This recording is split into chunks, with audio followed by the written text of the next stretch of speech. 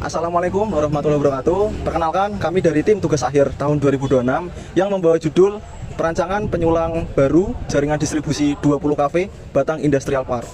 Perkenalkan, nama saya Wahyu Nur Sidik dengan NIM 210601221388 dengan judul Perancangan Sistem Jaringan Distribusi 20 KV Baru Batang Industrial Park dengan metode Particle Swarm Optimization. Perkenalkan, nama saya Muhammad Garamadani dengan NIM 21060122140132 dengan judul Perancangan Konstruksi Jaringan Distribusi 20 KV Baru Batang Industrial Park. Perkenalkan, nama saya Abid Nantalegowo dengan NIM 21060122120036 yang membawa judul Perancangan Koordinasi Proteksi Jaringan Distribusi 20 KV Baru Batang Industrial Park.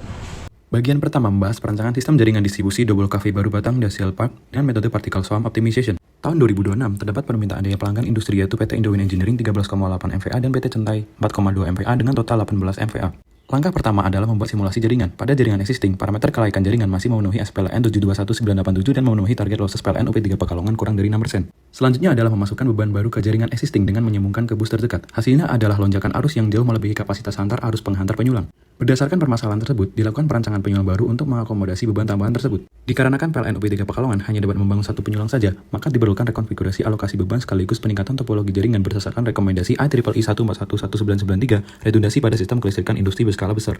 Desain akan mengimplementasikan topologi spindle menggunakan gardu hubung. Desain penyulang baru akan mengantarkan daya dari gardu intu ke gardu hubung. Langkah selanjutnya adalah menentukan rute penyulang baru dan menentukan alokasi beban berdasarkan metode Particle Swarm Optimization. Skema 1 terpilih sebagai skema alokasi optimum dan rute 1 terpilih menjadi rute terbaik TLS-10. Penyulang baru disambungkan ke trafo 2 GU Batang karena konfigurasi ini menghasilkan rasio pembebanan 2 unit trafo yang lebih seimbang. Setelah dilakukan perancangan penyulang baru dan rekonfigurasi jaringan, parameter kelaikan operasi masih sesuai dengan standar yang berlaku yaitu SPLN 721987 drop voltage kurang dari 5%, masih memenuhi target losses PLN UP3 Pekalongan yaitu kurang dari 6%, serta arus penyulang tidak melebihi kapasitas antar arus penyulang. Pada step kedua, perancangan konstruksi jaringan distribusi 20 KV Baru Batang Industrial Park. Pertama, pemetaan rute penyulang rekonfigurasi TLS 3 dan TLS 4 dengan tujuan menghubungkan GIU Batang menuju pelanggan baru maupun pelanggan lama. Untuk rute yang digunakan TLS 3 sepanjang 6,2 km, TLS 4 8,6 km, BIP 01 2,7 km, BIP 02 2,4 km di kawasan BIP, diperoleh tiang pada TLS 3 190 tiang, TLS 4 294 tiang, BIP 01 78 tiang, BIP 02 79 tiang. Yang ini akan menggunakan saluran SUTM, SKUTM, dan SKTM. Yang kedua, pemetaan rute penyulang baru TLS 10 dengan tujuan menghubungkan GIU Batang menuju pelanggan baru maupun pelanggan lama. Untuk rute yang digunakan TLS 10 sepanjang 4,1 km diperoleh tiang pada TLS 10 127 tiang. Ulang ini akan menggunakan saluran SKUTM dan SKTM di kawasan BIP. Setelah dilakukan perancangan, diperoleh rincian biaya investasi yang akan dikeluarkan untuk penyulang baru maupun rekonfigurasi. Pertama, TLS 3 488 juta, TLS 4 2,2 miliar, BIP 01 2 miliar, BIP 02 2,5 miliar, TLS 10 3,3 miliar. Untuk pelayanan ekonomi TLS 10 dan rekonfigurasi, untuk payback period sebesar 0,74 tahun dan BCR 13,48 dengan asumsi umur penyulang 20 tahun, sehingga proyek tersebut dinyatakan sangat layak. Tahap selanjutnya adalah perancangan koordinasi proteksi jaringan distribusi 20 KV Baru Batang Industrial Park. Setelah jaringan direkonfigurasi menjadi sistem spindle dengan penyulang baru TLS 10, dilakukan simulasi arus hubung singkat menggunakan software etap. Berdasarkan nilai arus tersebut, relay OCR dan GFR disetel menggunakan dua karakteristik, yaitu time inverse dan definite time.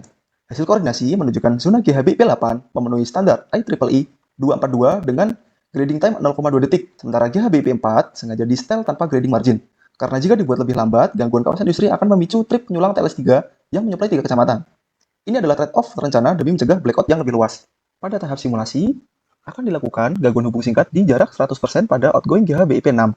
Saat terjadi gangguan 3 fasa di saluran outgoing GHB IP6, relay GHB IP6 mendeteksi arus gangguan pertama di waktu 0,1 detik. Relay GHB IP8 sebagai proteksi cadangan mendeteksi arus gangguan di waktu 0,3 detik. Selisih waktu antara keduanya adalah 0,2 detik, yang sesuai dengan standar IEEE 242. Hal ini membuktikan koordinasi proteksi pada zona GHB IP8 telah bekerja secara selektif dan memenuhi standar yang disyaratkan. Pada tahap simulasi, akan dilakukan gangguan di jarak 100% GHB IP3. Saat terjadi gangguan 3 fasa di bus GHB IP3, relay GHB IP3 deteksi arus gangguan pertama pada waktu 0,1 detik. Lalu relay GHB IP4 sebagai proteksi cadangan akan mendeteksi arus pada waktu 0,2 detik. Selisih waktu tersebut memang berada di bawah standar IEEE 242.